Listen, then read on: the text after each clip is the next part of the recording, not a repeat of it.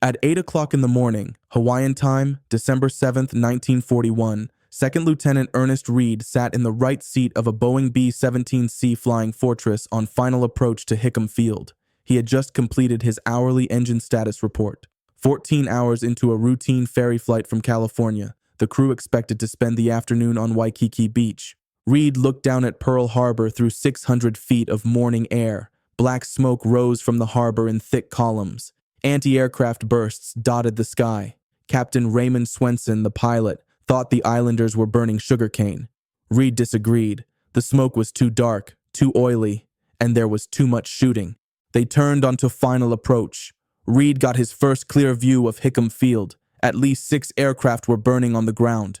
2 Japanese fighters came from behind and opened fire. First Lieutenant William Schick, the squadron flight surgeon standing between the pilots, said in disbelief, "They are shooting at us from the ground." Reed shouted back that the fire was coming from behind them. Schick screamed. A bullet had struck his leg. The 13 B-17s departing Hamilton Field on the night of December 6th carried full armament racks but no ammunition. The guns were installed. The turrets rotated. The mounting points were ready. But the .50 caliber rounds that would make those weapons functional sat in crates at Hickam Field, scheduled for pickup before the final leg to the Philippines. This was not an oversight.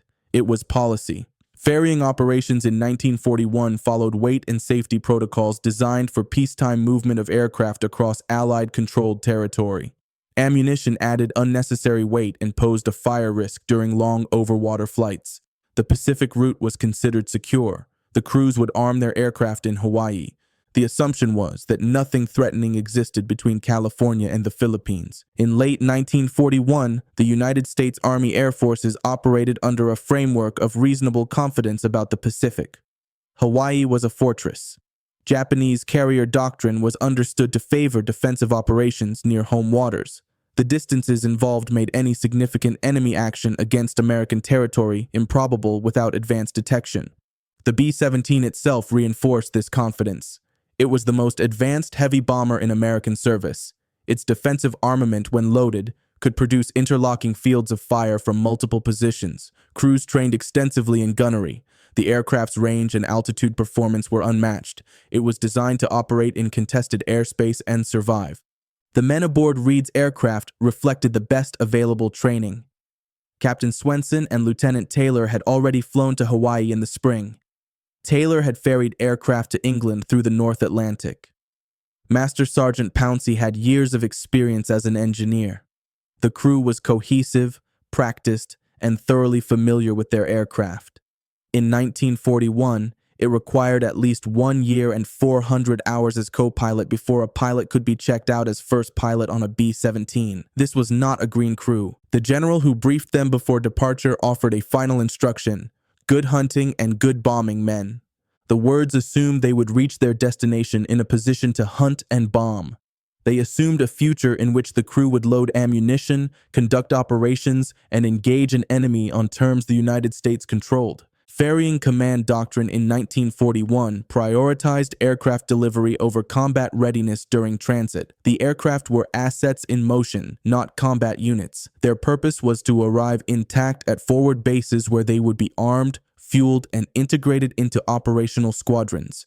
This approach was systemically logical. Ferrying operations had been conducted for months without incident. Aircraft moved through secure corridors. The longest legs were over open ocean between friendly installations. There was no doctrinal reason to treat a ferry flight as a combat sortie. The problem was not stupidity. It was optimization for the wrong scenario. The entire logistics chain assumed that hostile contact would occur after arrival, not during approach. The ammunition crates waited at Hickam because that was where doctrine said they should wait. Radio silence was maintained throughout the flight. This was standard procedure to avoid revealing the movement of military aircraft. It also meant the B-17s approaching Oahu had no knowledge that the island was under attack. They had no way to receive updated information. They flew into the combat zone unaware that it had become one. The routing brought them directly over Pearl Harbor on their approach to Hickam. This was the standard flight path. It offered the most direct access to the runway and minimized fuel consumption. On December 7th, it funneled them into the center of the Japanese attack. There were no specific warnings available to Reed's crew because the intelligence failure at Pearl Harbor was absolute. The attack achieved complete surprise at every level. No dissenting officer aboard the B-17 could have predicted what was about to happen because no one in the American command structure had predicted it either. But within the broader Pacific Command, there were indicators that should have prompted a different security posture. Diplomatic tensions with Japan had been escalating for months. War warnings had been issued to Pacific commanders. The final Japanese diplomatic note was expected to arrive on December 7th, though its contents were not yet decoded. What was missing was not strategic awareness that war might come, but tactical intelligence that it was coming on that day, at that hour, to that location. The radar station at Opana Point detected the incoming Japanese strike, but the contact was misidentified as the expected flight of B-17s. The warning was dismissed. The absence of tactical alerts to the incoming ferry flights was not an isolated failure. It was part of a larger systemic breakdown in which available information was either not transmitted, not believed, or not acted upon with sufficient urgency. While Reed filled out his engine status report at 8 o'clock, Commander Mitsuo Fuchida had already given the attack order 10 minutes earlier. Japanese fighters and dive bombers were engaging targets across Oahu. Hickam Field was burning. Battleship Row was under assault. The first wave of the attack was reaching its maximum intensity.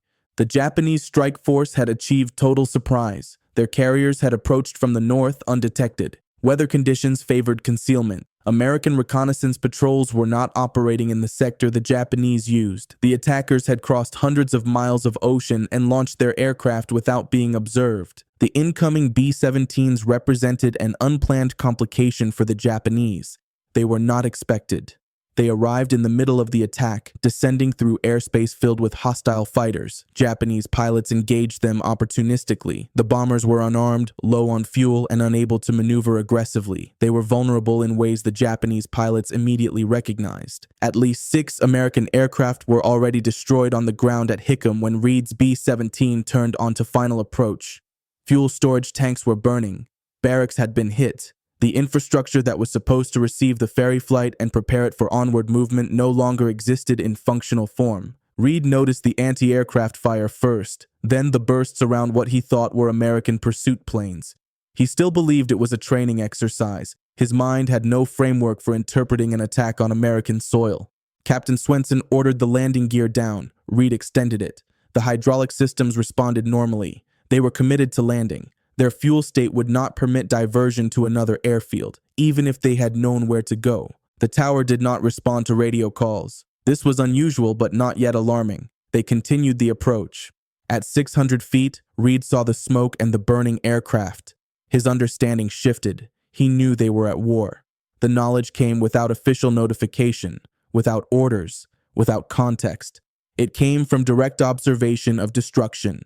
2 Japanese fighters opened fire from behind. Tracer rounds streamed past the wings and ricocheted inside the fuselage. Reed pushed the throttles forward, advanced the propeller controls to full RPM, and selected landing gear up. The decision was instinctive: climb into the clouds and escape.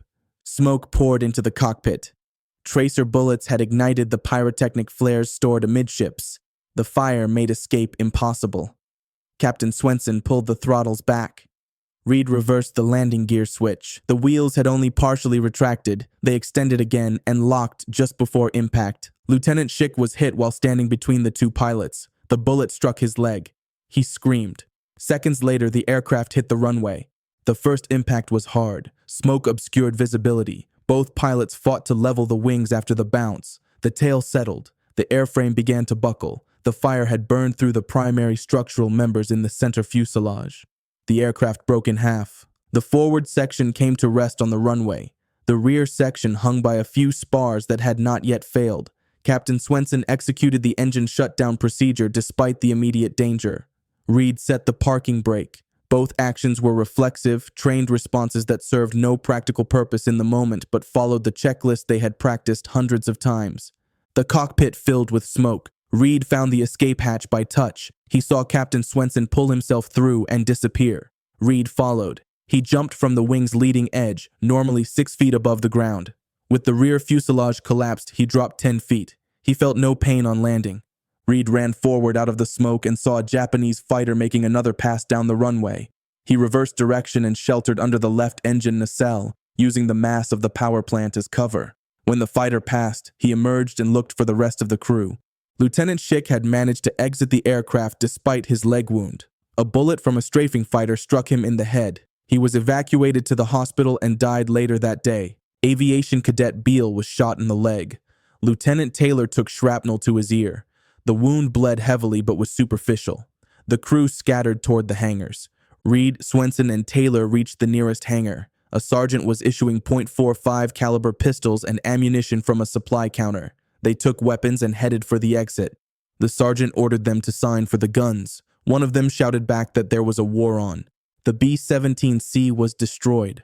The airframe burned completely after the crew evacuated. 4 bullet holes were later found in the armor plate behind Reed's seat. The aircraft that was supposed to deliver combat capability to the Philippines never left Hawaiian airspace. First Lieutenant William Schick was killed. He had been pulled from the flight surgeon school at Randolph Field days before graduation to accompany the squadron. His death marked one of the first American military casualties of World War II in the air. 3 crew members were wounded: Aviation Cadet Beale with a leg wound, Lieutenant Taylor with shrapnel to the ear, and Lieutenant Schick with the leg wound that preceded his fatal head injury. The crew survived as a unit, but they lost their flight surgeon and their aircraft in the opening minutes of a war they had not known existed 15 minutes earlier.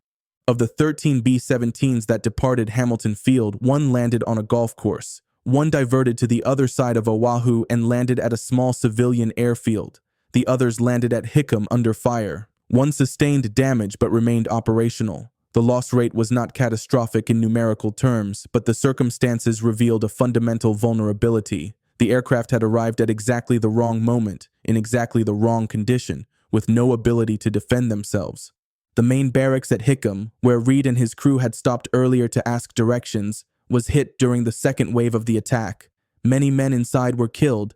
Reed would later reflect that the timing of their movements across the base had been a matter of chance.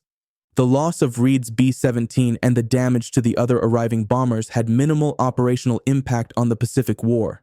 13 aircraft represented a small fraction of American heavy bomber strength. Their destruction or survival would not alter the strategic balance, but the circumstances of their arrival illustrated systemic problems that would require correction.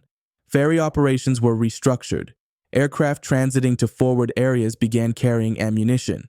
Radio silence protocols were modified to allow for emergency communications. Routing procedures changed to avoid bringing unarmed aircraft through active combat zones.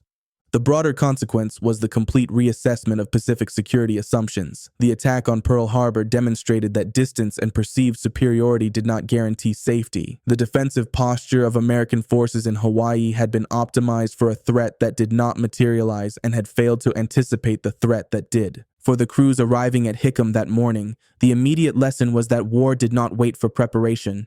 They had expected to arm their aircraft after landing. Instead, they landed in the middle of an attack with no ability to return fire. Professionalism and training steadied them under fire, but neither could compensate for empty ammunition bays. The incident reinforced an understanding that would shape American air doctrine for the remainder of the war. Combat capability must be maintained at all times. Ferrying an aircraft did not exempt it from the possibility of hostile contact. The distinction between transit and combat operations was not as clear as doctrine assumed. For the residents of Oahu, the attack on Pearl Harbor was a sudden, incomprehensible rupture of peacetime life. Civilians near Hickam Field heard explosions and saw aircraft burning. Many initially believed they were witnessing a training accident or military exercise. The scale and intensity of the attack became apparent only as fires spread and casualties mounted. Mrs. Akers, the wife of a major stationed at Hickam, had been hanging laundry outside when the attack began. She thought she was watching maneuvers. When Reed, Swenson, and Taylor arrived at her door, bloodied, disheveled, and clearly in distress, she offered them brandy and hospitality. It took several minutes to convince her that the explosions were real, that the war had arrived on her doorstep. The civilians of Oahu spent December 7th in confusion and fear. Communication was limited. Rumors spread. The possibility of invasion seemed real. For weeks afterward, the island operated under martial law and blackout conditions. The wreckage at Hickam Field remained visible for months as damaged aircraft and buildings were cleared and rebuilt. In the immediate aftermath, local memory focused on the devastation at Pearl Harbor and the loss of the battleships. The story of the B-17 arriving during the attack was less prominent, though those who witnessed the bombers struggling to land under fire retained vivid recollections. The burning aircraft on Hickam's runway became part of the broader tableau of destruction that defined the day.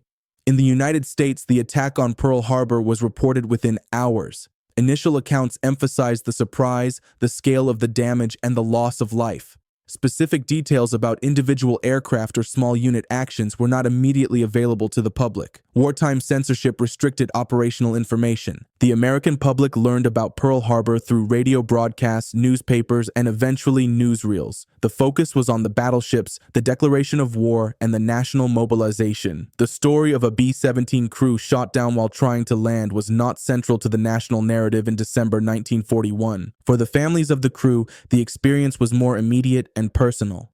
Reed sent a cable to his wife shortly after the attack. "Am safe, wire mother. Love, Roy." The message arrived before official casualty notifications could be processed. It was one of the last cables to leave Oahu that day. The family of Lieutenant Schick received notification that he had been killed in action. He had been days away from completing flight surgeon training. His death, along with those of more than 2,000 other service members that day, became part of the immense national trauma that propelled the United States into World War II. Within the Army Air Forces, the incident was analyzed for lessons. The decision to ferry aircraft without ammunition was reconsidered. The vulnerability of bombers in transit became a planning factor. But the institutional response was quiet, technical, and focused on procedural correction rather than public accountability. In the decades after the war, the story of the B-17 arriving at Pearl Harbor during the attack became a footnote in the larger history of December 7th. Historians noted the incident as an example of the chaos and confusion that characterized the American response. It illustrated how unprepared the United States was for the sudden onset of war. Ernest Reed's personal memoir, published years later, provided one of the most detailed first-hand accounts of the experience. His narrative captured the cognitive dissonance of flying into a war zone while believing you were on a routine ferry flight. It documented the split-second decisions that determined survival, the instinct to climb, the reversal to land, the scramble to evacuate a burning aircraft. Reed's account also revealed the mundane absurdities of military life under catastrophic circumstances. Setting the parking brake on a disintegrating aircraft, signing for weapons while under attack, sheltering under a dining room table with a base commander's wife and children. These details humanized the broader strategic failure and illustrated how institutional habits persisted even when the environment had fundamentally changed. The wreckage of Reed's B-17 was cleared from Hickam Field in the days following the attack. No effort was made to preserve it. The aircraft was not historically significant in the way the sunken battleships were. It was one damaged bomber among thousands that would be lost in the coming years. The legacy of the incident resides not in physical artifacts, but in the questions it raises about preparedness, doctrine, and the human experience of sudden war. The crew had done everything correctly according to their training. They had followed procedures, maintained discipline, and executed under fire. They survived not because the system worked, but because they adapted when it failed. Lieutenant Schick's death became part of the broader memorial culture surrounding Pearl Harbor. He is remembered alongside the other casualties of that day, but his individual story is less well known than those of the sailors aboard the battleships. The circumstances of his death, standing in a cockpit taking photographs then shot twice in quick succession, reflect the randomness of combat and the speed with which peacetime transitions to war. For the surviving crew members, December 7th, 1941, remained the defining experience of their military service. Reed flew 49 combat missions in the Pacific Theater.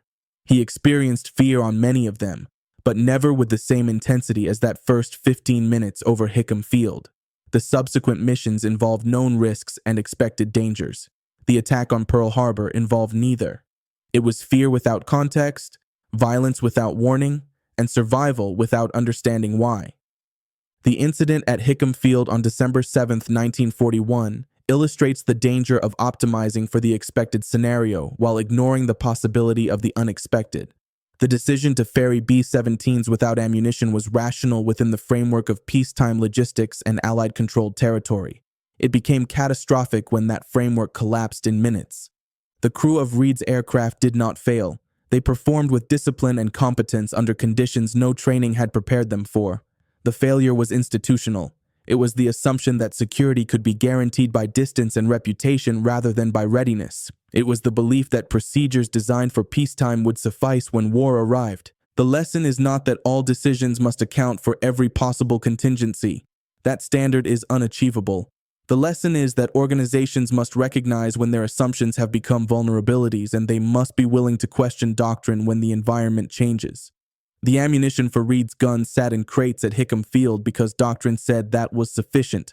Doctrine was wrong. Readiness is not a state that can be assumed. It must be maintained continuously, even when it seems unnecessary, because the moment it becomes necessary is often the moment it is already too late. On December 8, 1941, Second Lieutenant Ernest Reed climbed into the cockpit of his destroyed B-17. He found 4 bullet holes in the armor plate behind his seat. He had been one of the lucky ones. If this incident raised questions about how institutions prepare for the unexpected, watch the next video.